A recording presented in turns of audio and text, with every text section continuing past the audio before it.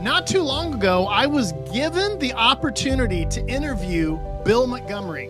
You may or may not know who he is, but he is an incredible individual, an incredible man of God, husband, father, and he's the current president and CEO of 1049 The River, right here in Central Ohio, one of the most prominent radio stations that there is, and has made a massive impact right here in Central Ohio. I am so excited not only for you to get to know him, but to learn his story that led him up to where he is today, who he is, what he's doing, and get a little bit closer to the heartbeat of 1049 The River. You know, I know we have a lot of different people that are going to be watching this from all different backgrounds. There's some people who know you and some people who don't know you, but they know the station that you're a part of. So I would like you just to, briefly share a little bit about what led you up to 1049 The River, and then we'll take it from there. Sounds great. Thank you, Greg, first of all, for having me here. And I'm excited to just talk and share and see what we can uncover. But it's interesting. My radio journey started back in college. I went to Cedarville University, and I actually went there for a biology pre-physical therapy degree. And within the first few weeks of the first semester, I recognized that was not the path for me. And it was just a lot more biology than I cared to learn, and a lot of science that I didn't want to study. And at the same time, they were launching a student radio station. And I don't even recall how it happened, but I ended up sitting in the corner of the studio one night, kind of watching them work. And I went, that's amazing. That's what I want to do. And so I got very involved in the student radio station there. Toward the end of my time at Cedarville, my advisor, Jim Leitenheimer, who is now on our board at the radio station and is still active in the industry, said, hey, you should maybe look at sales a little bit. They had a sales department for the student radio station. Said, I think that would be something that might be an option for you. And so I started doing a little bit of sales for the student radio station, took a sales class that they offered. And that ended up being really my career path in radio. I worked for about 12 and a half years for Salem Communications, about 10 years in Columbus, 2.5 in Seattle, in sales and sales management for radio. And then when I was out in Seattle, got a call to come to the River in Columbus, and they needed a sales manager. And I wasn't even sure I was going to take the job. We were happy in Seattle, but it got me back home. And now in my 17th year back here, still at the River and love every day there. Man, I love it. So tell me about radio. I mean, what about radio intrigues you so much that it's kept your attention this long? Radio is such a unique mass medium in that while it is, you're reaching, hundreds, thousands, millions, depending on your channel and what you're doing, whether locally or nationally or internationally. But it's still extremely intimate. And most of the conversations that you're having are one-to-one, the DJ on the air to the individual, the talk show host to the individual that's sitting in their car, sitting in their office. And so it really creates a connection. And it's funny because that's really what podcasting has become. It's just radio on a more individualized and more niche basis. So all of that kind of gets encompassed into that radio world. But I just have always loved that. And it is still, going strong, these probably 50, 60, 70 years later since its invention. Absolutely. So you're married. You have, how many kids do you have? 4 kids. 4 kids. Okay. So, what's their excitement about radio? I mean, you've been around it as long as they've known you, I think, Yeah. I mean, do they love it or do they roll their eyes or where are they at? It's probably been all of the above. I think when they were younger, depending on what station I was at and what we did, they would come in and might record a commercial or get to do something, and then they would get to hear themselves on the air, and that was super fun. My first half of my radio life was in talk radio and Christian talk radio, and so that was, they maybe weren't as interested in some of the national ministries and the pastors and the local things, but they liked what we did. But in the last 17 years, as they've grown up in that, it's been around the Christian music industry. And so the ability to go to concerts and the ability to meet artists and just get an inside look at that, they have, I think, really enjoyed that, to the point that my son is even now working at our radio station. He's working in a different department, a different division. He's working he worked first in the promotion space and then the social media space, which is really what he went to school for. But I think they have loved the ability that it provides as a media and being engaged with it. Absolutely. So with radio and seeing kind of behind the scenes of a lot of these groups, Christian artists, things like that, have you watched the Christian artist, let's just call it movement? Okay. Have you seen it change dramatically? Cause I remember back when I was, let's just say in high school, I had Striper, I had Petra, and I had Steve Green. Okay. And eventually you get tired of the music we had options for. And there was this huge gap, okay, between then and now. And it's like, I just didn't listen to anything that was Christian music because to me, there just was nothing to offer. What have you seen with that? It's funny. My journey started out very similarly to yours in the Steve Green world, and there was a few other artists like that, and then branched into Striper and Petra and some other things, and then I would say I was adjacent to the Christian music world, but not inundated it. Maybe in through the early 2000s.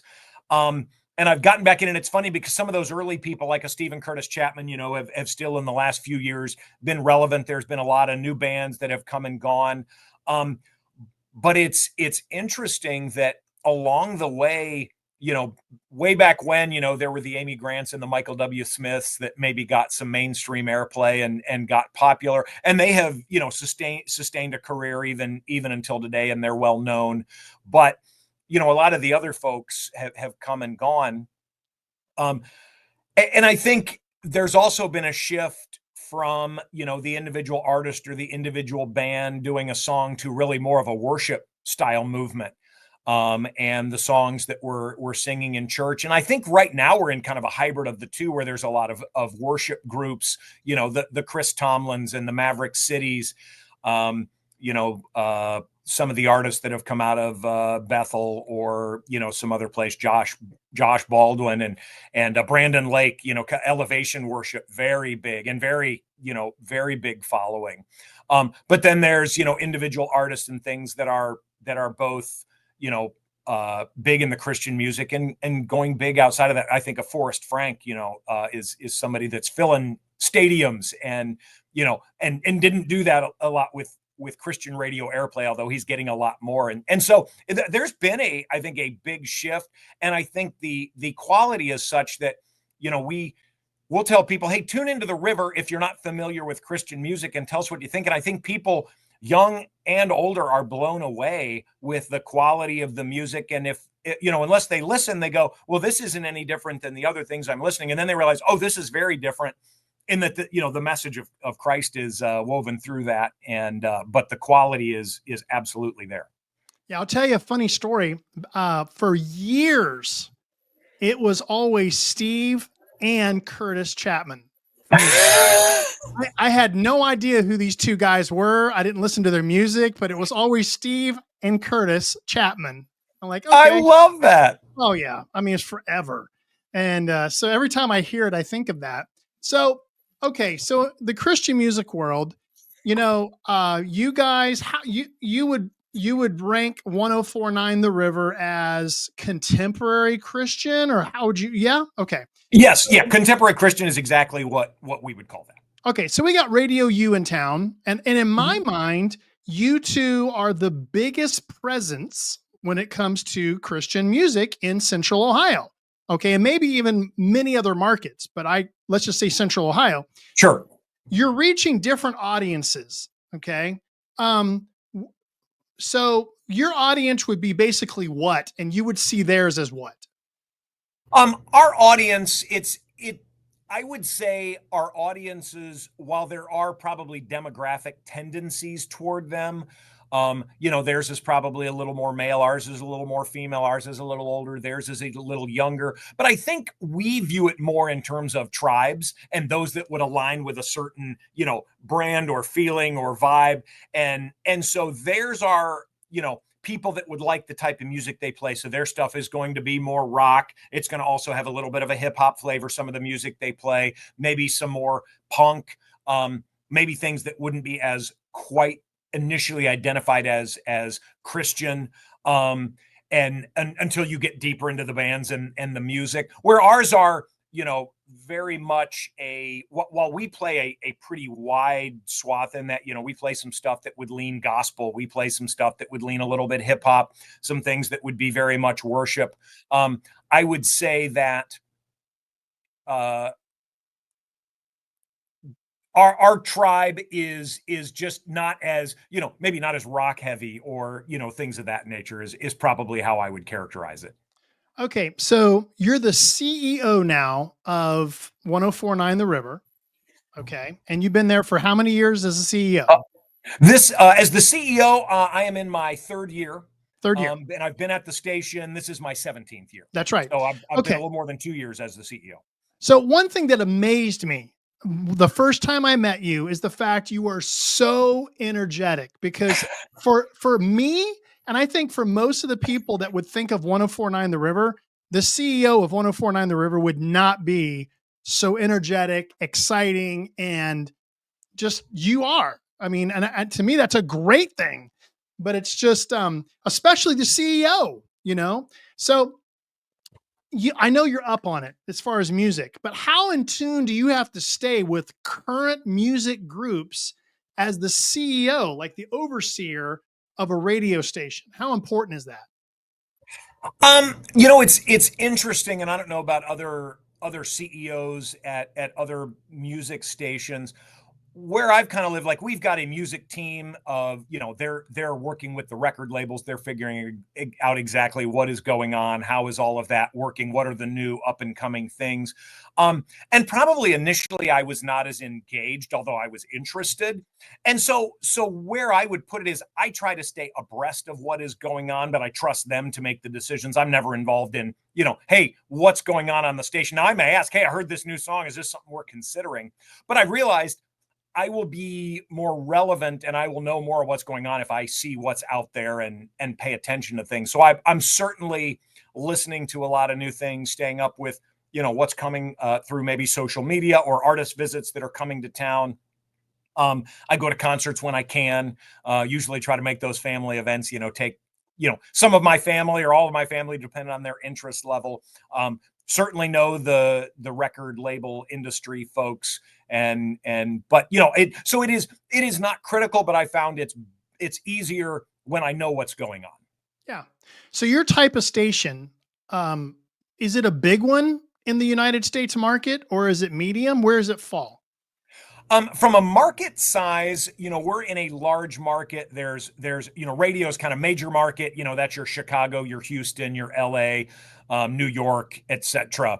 And then you move into large markets. Columbus is around market 30, 32, 33, something like that. And then you have medium and small. So I would say, of Christian radio stations in the United States, I mean, we're probably in the top 10, top 15 in terms of audience size, things of that nature. And I would say, and this is very much a credit to our team. We have an industry organization that gives the awards and things of what's going on, as kind of every industry has. And so that's the Christian Music Broadcasters. And we are nominated this year for Large Market Station of the Year. We're going up against some other really good, stations in that. But we've won that, I think, 3 times. Wow. And that's very much a credit to our staff and the work that they do. Terrific. So What makes a radio station survive? I mean, truly, most people today, and you have to agree, radio is not what it was 20 years ago. It's different. So, what is a successful station? What do they have to constantly do to make that station work, stay relevant, and be profitable? Really? Yeah. There are several things, and a lot of it depends on the type of radio station that you are. Um, there's kind of two different methodologies, both on the financial side, and then obviously there's things that drive the financial side, but that is a commercial radio station or a non-commercial radio station. There are almost no fully commercial Christian radio stations left in the United States. Salem had a number of those. They recently sold all those to K-Love. And so they are now run as non-commercial stations. Then you have non-commercial where they are they fundraise primarily. They do have some underwriting as well, which is, kind of like what you might hear on your PBS or your NPR type of stations, where it's not a full-fledged commercial, but they're recognizing business supporters of their radio station. And then the listeners are donating. 1049 in Columbus and also our station that we have in Worcester, 1045, are a hybrid. So we're commercial radio stations that run commercials, but not nearly as many as your average commercial radio station. And then because we are part of a nonprofit organization, we also have listeners that donate. And so it is important that we have both of those and that we're getting that revenue. But the reality of it is your success in that is how engaged your audience is and how do you do that? So you've got to be playing the best mix of music that they want to hear. You've got to be engaged in the community so that you're doing and talking about the things that matter to them and that they see you in the places that they expect to see you and want to see you, at concerts and at churches and vacation Bible schools and at their favorite activity places. And you've got to talk about things that they care about. And some of those are Christian things and things of faith. And some of those are current events. And, we also have a chaplain ministry, and we're praying for our listeners and engaging with them and a place that they can come, for prayer requests. And so it's that mix of all of those things and being the other places that they're at. So you've got to be on social media and you've got to be on YouTube and you've got to have a podcasting presence and, a number of things. You got to bring them their favorite artists, email newsletters. There's so many touch points that you want to make sure that you are connecting with them so that you stay top of mind. Absolutely. So how important is it for you guys, you as a whole, that you are like totally enthralled in the marketplace and the community? I mean, I know you just mentioned a bunch of things, but I mean, like, I see you as a person who is a networking machine. You know everyone, people know you, you're very active in the community. Is that normal for a radio station CEO, or is that just you? I don't know how normal it is. Probably my mentor when I first got into radio, who was kind of our general manager at a station in Columbus, absolutely lived that life. And I probably took a cue from him. So I don't know if that's the case, although I know certainly some of the CEOs or general managers around the country are that way. But I just feel like if people in the community and other nonprofits and churches and pastors, see you engaged, they know that is the physical presence that you care, because you can care, but if they don't see you, they don't know that. And so that's become important to me, to be in, faith-based groups as well as non-faith-based groups, just to know we care about this community, we're engaged, we care about the lives of people, and we want to be where people are. And so Yeah. that is very important to me. No, I love it. Love it. So when I look at 1049, I know I could have done this before our call. I could have done this last week. I haven't done it. Okay. What is the mission, or what is the goal of 1049? Not your tagline, but like, what is it that every day you guys wake up and this is our mission for Central Ohio? We talk about this with our team all the time. You will never hear it probably on the air, other than if we're having some missional conversations, which are kind of rare, maybe when we're doing some fundraising. But our mission internally is to show people who Jesus really is. And so that's why you have to be everywhere, why you have to be authentic, why you've got to be relevant, is because we think Jesus is all of those things. He's relevant. He's engaged in the community. He cares about people. And so we've got to exemplify those things in the way that we behave everywhere. So let's say, what percentage would you say of gross revenue comes from ads or commercials and donations? We are right now almost at about 50-50. Okay. Some months, quarters, years, it might be 55-45, with donations heavier or advertising heavier. But it right now runs at about that amount is about 50-50. So with your, how many employees do you guys have? We've got just shy of 50 employees. 50. So probably around 45-50. Do you guys have any kind of programs where your mission is to show the community who Jesus really is? Okay. Do you guys have anything where they have the liberty just to do or to give to people in the community because they feel led to do that? Or does that have to go through kind of like an approval process, or it's just not something we do? It depends. We've got some partnerships with some local and international organizations. So later this week, for instance, we're going to be doing some on-air fundraising for Cure International. They've got hospitals, I think 7 of them in Africa, 1 in the Philippines, and they're doing free surgeries for children. And we're encouraging people to give. Now, that is also, full disclosure, an advertising partner. So they are paying us to go out and share that message. But we also do a similar program every Thanksgiving with Faith Mission, here in Columbus. And so we do that same type of thing. But we also, allow other ministries, nonprofits, Fellowship of Christian Athletes, Youth for Christ, many different organizations, Christian schools, a chance to get their message out there and say what they're trying to do and spread the word. We've got a community calendar where people can post their events. So we certainly try to provide those opportunities where people can let the community know what they're doing and how people can get involved, whether it's to volunteer, whether it's to attend, whether it's to give. Absolutely. So let's look at it on a more granular level. Okay. Does your staff have the ability to buy lunch for someone if they're in need? They do. We have, it's funny. We haven't talked about that recently, but yes, we have had people do that in the past and said, if you see a need out there and you want to meet that need, we'll pick up the tab on that. That's awesome. Sure. No, that's what I wanted to know. That's so cool. Yeah.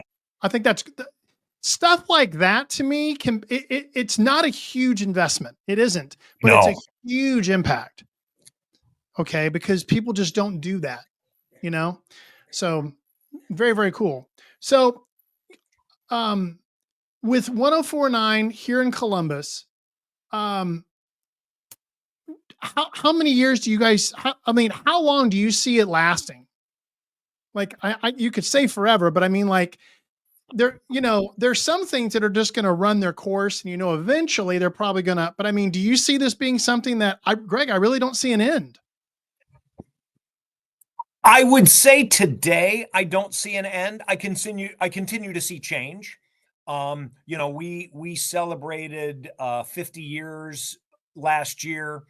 We have a station that we purchased in Worcester. Their AM had been around for 75 years. So radio has certainly proven that test of time. I think if you do things the way you did 50 years ago, or probably even 25 years ago, you're not going to be nearly as relevant. But if you can continue to find ways to be relevant in new media, I think if you can continue to engage with your audience, I think we can do this a lot longer. It's still the number one thing people do in their cars is radio. I didn't know that.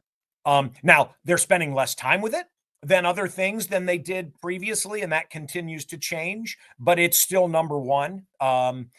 Because they're listening to their Spotify or their, Apple Music, they're listening to podcasts, they're doing other things. I would tell you, if there was ever a thing that was going to radically shift I think it would be if we went to completely autonomous vehicles and nobody is driving, and suddenly you can have a screen in front of you and you're watching. I think that would potentially have the biggest impact in radio. Now, I also think we would probably try to adapt, as some radio stations are already doing, and go, how do we add video to even our daily radio? And a lot of talk stations do that already.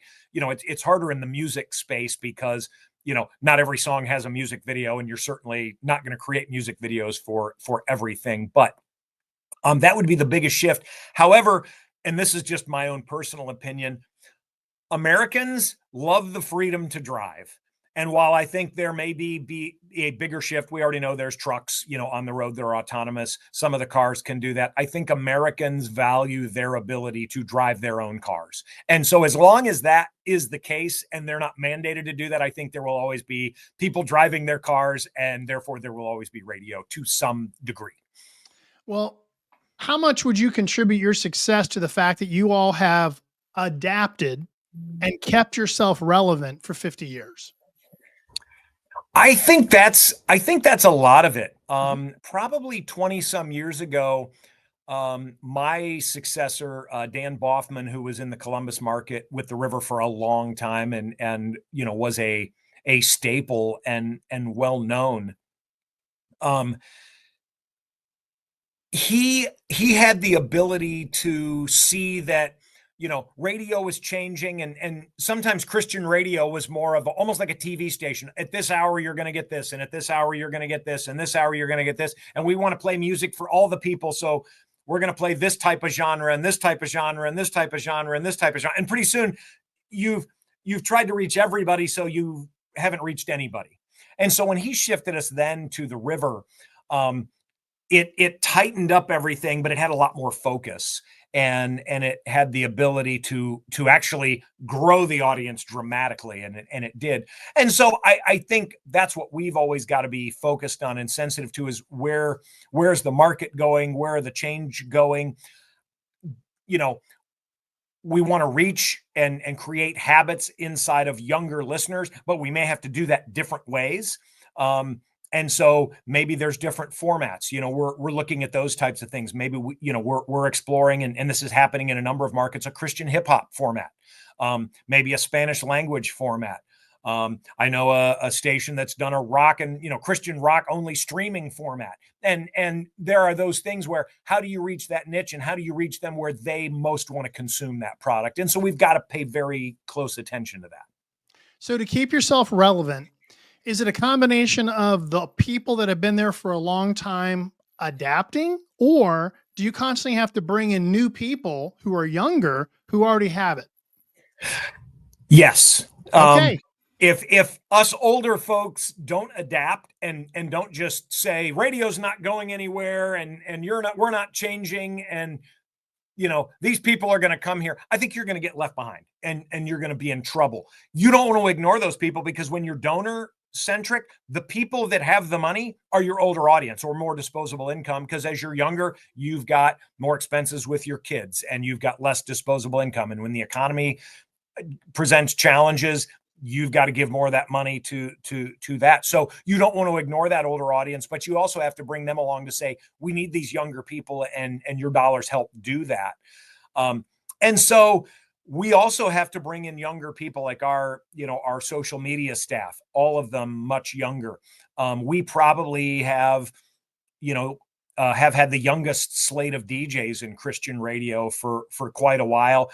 They're getting a little bit older. I would not call them old, but they're getting a little bit older. But, there are certainly stations where, the average age of their DJ is well over 50, or over 60. And you know what? Those DJs are doing a great job. They're not bad, but you also at some point have to go, we've got to have younger people that speak a different language and can still communicate with the older and reach the younger. And so we're always trying to bridge that gap and think about those things as we hire. Right on. So you and I met at Roosevelt Coffee House at one point, which is a great place. Okay. And I have a friend who, that's a long story how he and I connected and everything else, but he led me to an individual. His name is Will.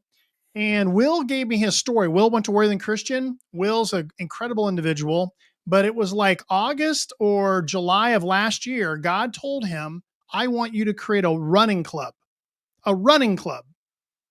Okay. And he's not a runner. He played soccer. He gave me his whole history about soccer, and his background and my background are super similar. But he told me all about his running club. It's called Run with Christ. Okay. RWC.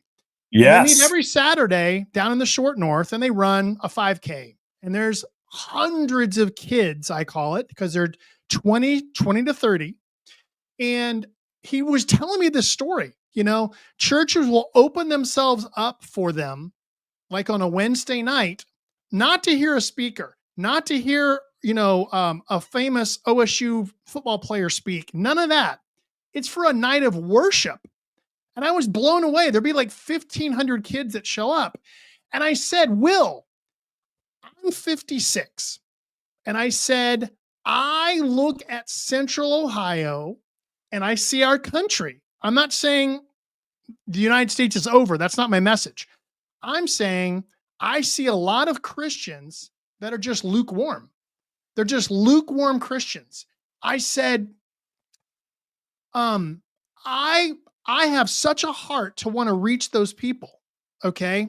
What is going on with your generation to do and what you're doing? And he said, not even a blink of an eye.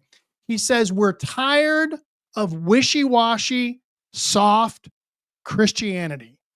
And I said, man, because you know what? He learned it from our generation. Wow. So my question is, what can people like you, people like me, people like others, like 1049 The River, when your goal is to show the world who Jesus is. What do you, it's not like I have a real question. I have an idea of what it is, but what would you say would help turn up the heat for the lukewarmness that we have in our country and get things not only hot, but boiling? Boy. I think sometimes it's giving figuratively or literally giving the mic to guys like Will that are passionate and that are doing something. And for us, we don't always need to start the parade. We want to go find where the parade is and join it. And find partnerships, however likely or unlikely, and do that. It's funny. Some of the Christian musicians are doing that right now. Brandon Lake has partnered with Jelly Roll, who is a guy with a really rough background. I mean, including jail and alcohol and all kind of things.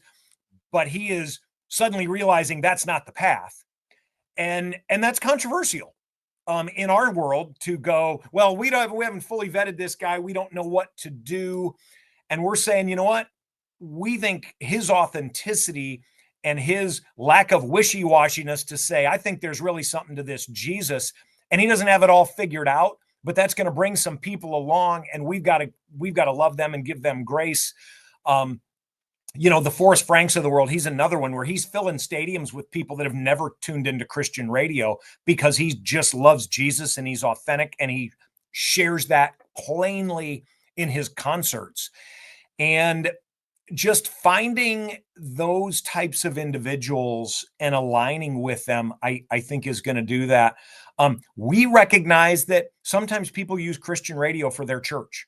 They use our station for their church. And on the one hand, we're glad they're looking. We're glad they're spiritually hungry, but we also don't want that to just be their church, that they're just discipled by Christian music. We want that to be a part of their life, but we don't want that to be the deepest part of their life. We want them to dig into the Word of God. We want them to, get connected with a local church or a local discipleship group or ministry. We want to get them serving in the community. And so we create opportunities to have our donors and our listeners serve alongside us because we think that's going to be transformational. We've got paid and volunteer chaplains that call and pray with people, and that when people call in, they can engage with and they can give them resources. And I think that's part of it. You've got to find ways to live in your faith and also and I don't want to be controversial at all, but sometimes a lot of that aligns with different political parties and political ideologies, and we don't want to align with either one of those. We just want to align with Jesus. And I recognize that sometimes you're going to get things done through a political process, and I don't want to minimize that in any way. The day that we're talking, a very small day for voting, but it's an election day, and we want to encourage people to do that. And we want to encourage people to get engaged, where God has them engaged. But I think we want to do that outside or above maybe the political process, while we're still encouraging people to do that, to go, how do you be the hands and feet of Jesus? How do you give, how do you serve people biblically in that way? And how do you see people doing that well and giving them a platform to do that in the things that you control? So would you say that your spiritual walk right now, your relationship with the Holy Spirit, Jesus, the Father, is the hottest it's ever been? Or was there a point where it was hotter and you'd like to get that back? I would say this. The journey that God has me on right now probably has me asking more questions and engaging, being more consistent in reading the Bible and being more engaged in an active prayer life that I have ever been. And it's interesting because I really see God through many unconnected relationships saying, you need to be more connected in prayer with me. And I'm reading some great books about that and being challenged by some great people about that. Also, I'm being challenged in the way of being made in the image of God. And what does that mean? And how do we live as image bearers? And how do we see everyone else as image bearers? And so that's got to impact how we think about them and how we treat them, especially the people that are nothing like us. And we've got to live in that and behave in a certain way, so that our life is always reflecting Christ, because that's what he's called us, and his Holy Spirit is living actively in us. And so if I'm constantly battling against that, then I'm not living in a way that is showing that Christ is living through me and that the Spirit is controlling every aspect of my life. And probably the last thing that I'm really seeing is that, we weren't created for a future purpose of, hey, we're going to be in heaven with God, so get that taken care of. But we are caretakers of God's kingdom on earth today. And we've got to walk in that and live in that and influence that with our neighbors, with our coworkers, with our friends, with the community, how we see people at the store, and we've got to be bringing his kingdom to earth every day in every relationship that we have. Yeah. Would you say your Christian walk has been something that's been slow and steady? Or is there a point you can look back at where, man, it really took off? I have had the blessing, and I realize a lot of Christians have not, where I had a great foundation of my parents, Mhm. and even their parents that loved Jesus and lived authentic Christianity in a way that they did not seem hypocritical. They weren't perfect by any stretch, but they were always on that journey. And so I think my path has been slow and steady, but definitely been marked with pivotal moments where I think there's been some growth or some encouragement. Some of that happened in college with just having to go, is this faith mine? And is it real? And is it something I'm going to live in? Um, and uh, I think even, you know, after that in my job, and things like the Promise Keepers movement, that happened years and years ago, and how do we as men need to live authentically in our Christianity. And I really feel like that's coming back now again, just in the, you know, how do we live authentically as Christians and both bear the image of Christ in our daily behavior, and secondarily, how do we see the image of Christ in other people, recognize that in them, and try to bring that out of them. Yeah. No, that's so true. So is there one thing that you're just the most passionate about? Not necessarily through the station, but just as a person. Like, you are just so passionate about this one subject. Your kids know it, your wife knows it, everyone around you knows it. And what would that be? Um, There's one subject, not faith related, that people know I'm passionate about. Might be the energy that you talked about, and that's coffee. And so that's Ah, that's one of those, one of those things. But I would say other than that, one of the things that I'm just passionate about is people. Um, and trying to be sensitive to how can I help who's in front of me? How can I encourage who's in front of me? How can I help them take the next step, whatever that looks like? So, whether it's helping them in a job, whether it's helping them make an education decision, whether that's just connecting them with, man, I think you need to know Greg Smith because here's a guy that's doing good stuff. And you've got to meet him and get connected to his world. Or if it's, you've got this great ministry and we've got to help elevate that and get other people around it. It's, you know, helping people see how God can best move them to the next place in their life and in their walk. yeah. Do you have to just love meeting people one-on-one? I'm going to I guess. I absolutely love doing that. In fact, sometimes I have to be careful of, okay, I've got other responsibilities and I've got other things because I think I could just do that all day long. Yeah.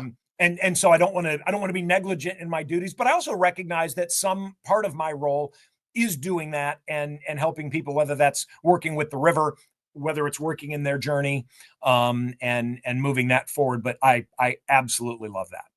Have you ever led a discipleship group? I have. I've Yeah, led some I different bet. ones over the years. I'm kind of just beginning the process of a one-on-one group with that's called Operation Timothy. That's kind of a one-on-one discipleship, and really just starting that through a local organization or a local chapter of an organization, CBMC. So trying to get involved in that space. Well, what do you see as the future for you? Like what's next for Bill Montgomery? Um, You know, I think it's a combination when I think about our radio station group. In the last year, we've grown from 4 stations over the last year to about 15. We've added a lot of local communities. And so one big part of that is just trying to find out how can we serve all of these communities because we haven't quadrupled our staff or our ability to be as present in all of those. So how can we do that? How can we serve the churches and the ministries and the people in those communities? So that's part of my mission and part of my journey, doing that. And then I think, probably the other part of that is just and I see a great movement in Columbus with a group called For Columbus, where it's really creating networks and hubs of ministry minded individuals and churches and movements and connecting one another so that we all know what we're doing and so that we can connect among each other and connect others to each other and the role that both I and the radio ministry can play in that and to grow that because I think that's what the body of Christ is not just this church over here and this ministry over here, but it's how can we all collectively together, set aside the non-key core differences or align with people that we might perceive as rivals, that church across the street or that ministry that's doing the same thing that we're doing and go, nope. In God's economy, he can raise all of that. I don't have to worry that I've got to protect my people or my donors or my money and go, I'm going to let God sort that out. And I'm going to work to just help all of us do that better. So you don't have a scarcity mentality. I do not have a Yeah. scarcity mentality. Now, part of not having a scarcity mentality is reminding yourself that you don't have a scarcity mentality Yes. because it creeps in. Oh, sure it does. We're human. Yes, sir. I get it. So I just feel like there's so much you could. I think there's a lot you could probably. You'd be really good at mentoring pastors. I think because I think a lot of churches need to learn to adapt. They need to learn to because I think a lot of churches do the same thing over and over and over and over and over, and they expect a different result. And they're just not getting it. Where you Yeah. guys have to remain very relevant. You're not a church, but you're a Christian organization. And a church is a Christian organization and it needs to, I think you probably could do some great things there. But, so aside from money, like what are the biggest needs that 1049, let's say there's a listener who wants to give. I want to be able to help this station. I've gone to your website. I've checked you guys out. What's the biggest need that 1049 The River has? I would say we have kind of two biggest needs. One is just we need that monthly supporter that considers us missional to the community and says, not that they're taking money away from their local church, but they say, hey, yeah, I'll give to you guys $30 a month, $50 a month, $100 a month, whatever fits in their budget and they feel compelled to do. And whether that's monthly, whether that's annually, that is a core need that we have had and always have. I think the other thing is we are, both from our growth and our future passion of growth, is we're working on a capital campaign. And so, we've got some debt to retire as we have grown in some of these other markets, as well as we're looking at new opportunities that are out there. And God is, as we've decided, we think God is leading us to more places that we can go, more doors continue to open. And so we see places where we can go. And if we have the revenue to do that, we want to do that if God's calling us there. Right on. Do you guys do any, or have you done any races like 5K, half K, have you done any races? We had a period of time, this has been a number of years ago, that we did a 5K. I think we did it for maybe 3 years to raise some money for the river. We certainly promote and partner with a lot of them, not raising money for us, but we're at quite a few over the course of the years. Yes. Yeah. Are you open to it again? Always. Absolutely. Okay. So you'd be open to some kind of a river run? I think we would. Okay. I'm just asking. I've got some ideas, but so I think as a couple runners here, those are always things that get my well, sure, but I've got people that run these things, so I mean, I'm thinking of like really knocking it out of the park, because I think there's a lot you could do with it. Sure. So we need to have that conversation. I love it. That's awesome. Well, so Bill, I'm out of questions. Okay. So I just want to thank you for today. And I just want to thank you for being such a great human and a great Christian man to follow, because, from every time I've ever met you, truly, I walk away and I think to myself, you really are a great individual. And for you guys to have a mission of, we want the community to know who Christ is. I mean, you're doing it.